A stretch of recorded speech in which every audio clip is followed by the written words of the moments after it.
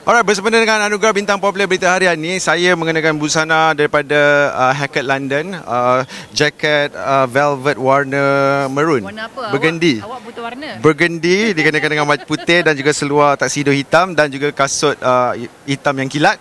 Thank you Milan Group. Dan saya pada malam ini saya mengenakan busana daripada Alia Bastamam. Warna biru, warna kegemaran saya, dan juga clutch daripada Shanaz Ui.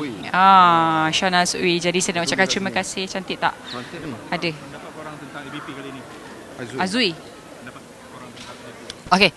Pendapat saya pada malam ini, kalau nak ikutkan tema Majlis Alam, memang ramai yang datang mengikut tema yang diberikan. Dan awal Pendapat saya, selalunya kita ketahui yang kita tahu yang anugerah bintang popular menjadi anugerah yang dinanti-nantikan.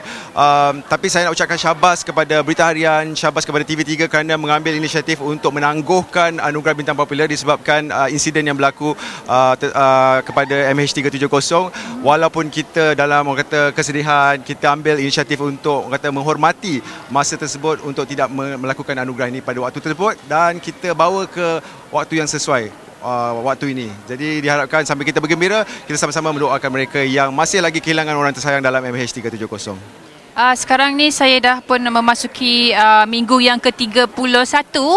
Tinggal lagi beberapa minggu je lagi. Setakat ini saya punya persiapan sikit je. Saya cuma beli stroller, saya beli pump. Daripada dulu sikit je kan? Sikit, tak berani nak beli banyak-banyak. Sebab kita tak tahu jantina lagi, sebab kita tak tahu lelaki atau perempuan. Jadi nak beli barang pun susah. Jadi kita beli barang-barang yang perlu sajalah. Bila kita keluar nanti dah tahu, kita akan sambung beli. Selain itu, awal sekarang ni tengah memilih cat untuk warna bilik baby yang akan ditukar daripada bilik yang selalunya penuh dengan baju dia. Sekarang ni dia sanggup berkorban untuk jadikan bilik baby. Kan baby punya pasal.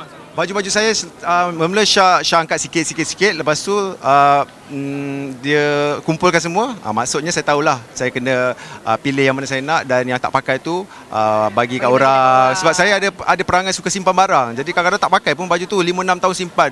Baju 5 saya tahun, 15 tahun lah dia simpan baju dia. Baju dia daripada dia form 3 pun ada, seluar form 3 pun ada. Kasut sneakers time-time zaman-zaman dulu-dulu pun dia ada. tu orang kata jangan membazir, pakai apa yang ada. Dan awak tak pernah pakai pun baju-baju dulu. Okey, dan terus jangan tengok, jangan bising-bising, kita terus saksikan ni Budi.com, sensasi selebriti.